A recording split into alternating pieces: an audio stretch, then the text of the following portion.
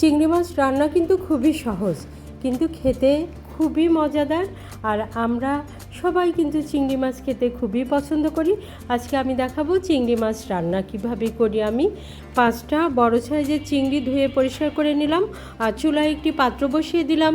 এখানে 4 টেবিল চামচ তেল দিয়ে দিলাম আর 1/4 কাপ পেঁয়াজ দিয়ে দিলাম। এখানে পেঁয়াজ গোটা দিব, আবার পেঁয়াজ বাটা দিব। পেঁয়াজটা একটু বেশি দিলে চিংড়ি মাছের ঝোলটা কিন্তু খুবই গাঢ় হয় এবং খেতেও খুবই ভালো লাগে। এখানে আমি আদা রসুন বাটা 1 টেবিল চামচ করে দিয়ে দেব, আর পেঁয়াজ বাটা দেব 2 টেবিল চামচ, আর জিরা ধনিয়া বাটা দিয়ে দেব 1 টেবিল চামচ। দিয়ে মশলাটা খুব ভালো করে কষিয়ে নেব।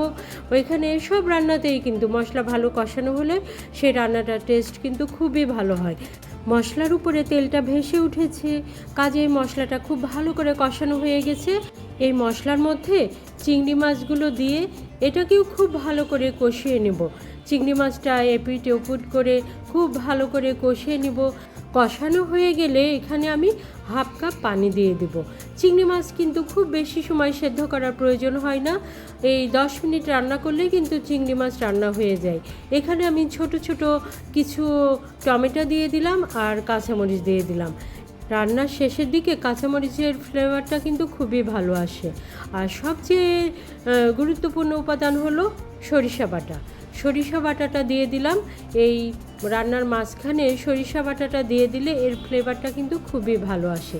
এখন ঢাকনাটা লাগিয়ে 10 মিনিটের জন্য রান্না করে নিলাম। আর যদি একটু ঝোলঝোল করতে চাই তাহলে কিন্তু আরেকটু পানি দিতে হবে। এখানে আরও 1/2 কাপ পানি দিয়ে দিলাম। এখানে আমি ঢাকনাটা লাগিয়ে 5 মিনিটের জন্য রান্না করে নেব। আমি যদি একটু ঝোলঝোল রাখতে চাই তাহলে কিন্তু এখানেই নামিয়ে নেব, আর যদি গা মাখা রাখতে চাই তাহলে ঝোলটা একটু কম দিলেই হবে। আমি কিছুটা গা মাখা কিছুটা ঝোল এভাবেই রাখবো, যেহেতু টমেটো দিয়েছি। টমেটোর সঙ্গে একটু ঝোলঝোল হলে কিন্তু ভালো লাগে। এই তো আমার রান্না হয়ে গেছে। এখন পরিবেশনের জন্য একটা প্লেটে উঠিয়ে নিলাম। চিংড়ি মাছ তো অনেকভাবেই রান্না করা যায়, আমার মতো এভাবে একবার রান্না করে দেখবেন। যদি ভালো লাগে লাইক কমেন্ট শেয়ার দিয়ে আমার সাথেই থাকবেন। আপনারা ভালো থাকুন, সুস্থ থাকুন এবং নিরাপদে থাকুন।